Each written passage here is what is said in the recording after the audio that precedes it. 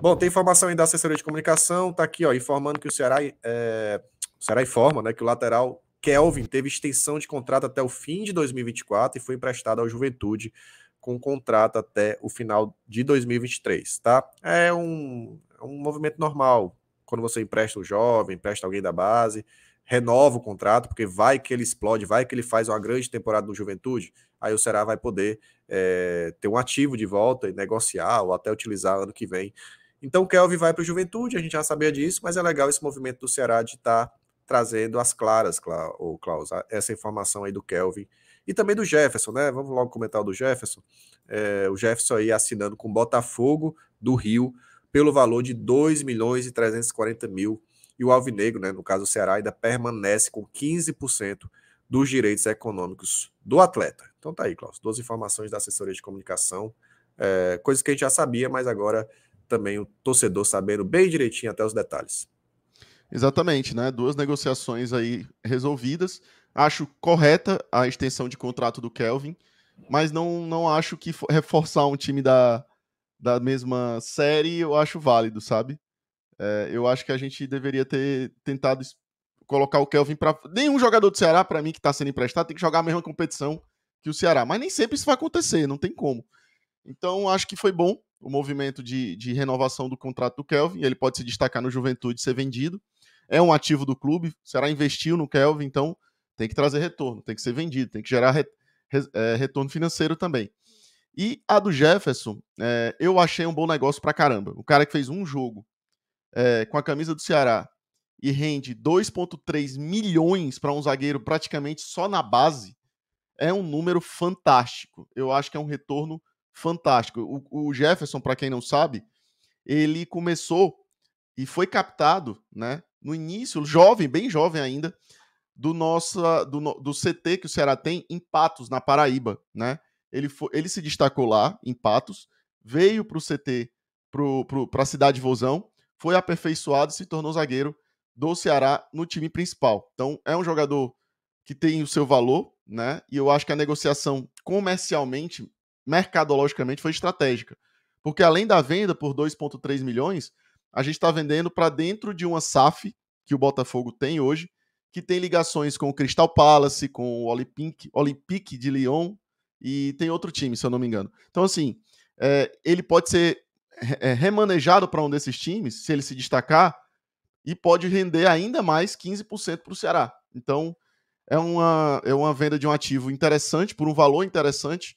Eu acho que, dentro da nossa realidade, foi uma boa venda sim, Douglas. Né? Vender um jogador de base por 2,3 milhões mostra que a gente tem uma base muito boa, entendeu? Ah, mas ele não jogou e tal. Cara, mas vamos ser sinceros aqui. Ele não ia ter espaço, né?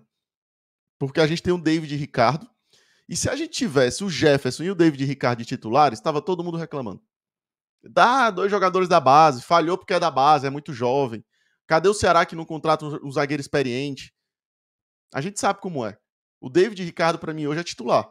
E ele é da nossa base. Ele foi captado pela categoria de base, né? Já no período final de formação dele, mas ele é um jogador da base do Ceará, né?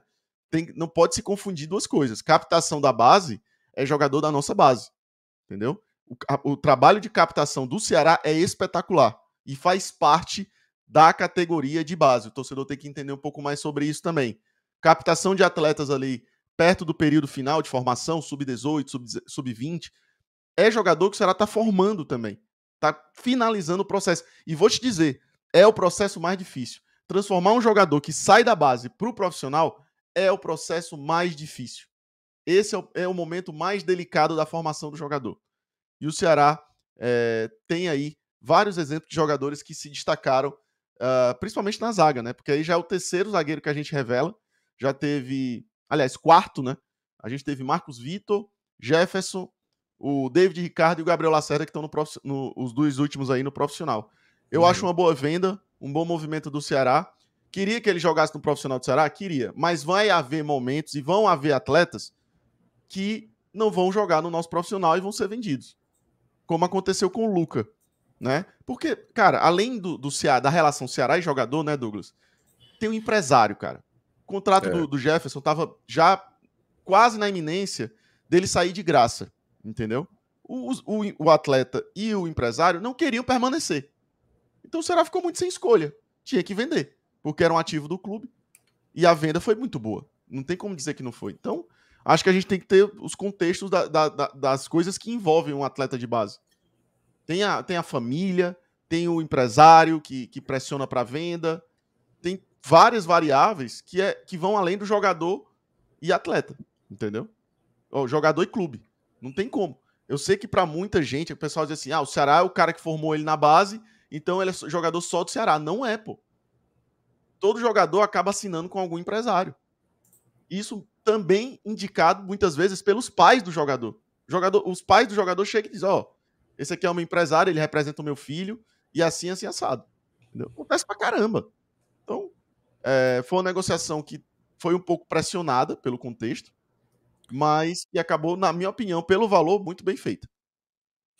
Concordo. Acho que a gente poderia perder, né, um zagueiro de graça. O ideal, obviamente, era ele ter tido mais oportunidades, principalmente no estadual. Né?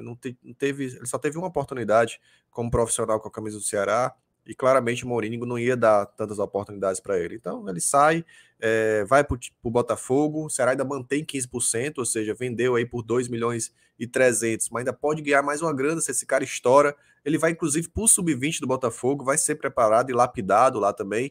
E aí, quem sabe, no futuro, ainda renda aí alguma graninha para o Ceará, né? Boa sorte ao Jefferson. Repito, queria ter visto mais dele no profissional, mas não deu, né, cara? Infelizmente, teve poucas oportunidades, então que ele tenha sucesso lá no Botafogo, tá? Você acabou de assistir um corte aqui do BPR, meu velho. Já sabe, né? Se inscreve por aqui, deixa o teu like, compartilha com os amigos e pode ficar ligado que vem muito mais notícias sobre o Vozão pra você. Bora, Vozão, e bora pro racha.